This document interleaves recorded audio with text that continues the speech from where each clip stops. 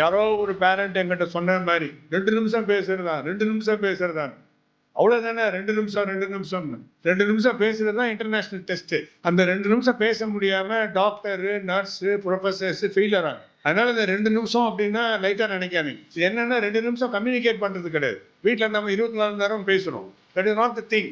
உங்களை பேச விட்டுட்டு மற்றவங்கெல்லாம் வாயை அமைதியாக வச்சுக்கிட்டு மோனோலாகாக இருந்தால் ட்ரை பண்ணிப்பாங்க. நிறைய டெஸ்ட் பண்ணி பார்க்குறோம். 40 செகண்டு 30 செகண்டு ரொம்ப ரேராக ஒரு 2%, 3%, 5%, 10% தான் 2 நிமிஷத்தை கடப்பாங்க. அதனால் இதெல்லாம் வந்து ஒரு கஷ்டமான வேலைகள். ஒரு ஸ்டூடெண்ட்டை டாப்பிக்கை கொடுத்து மற்றவங்களாம் அமைதியாக நீ 2 நிமிஷம் பேசு.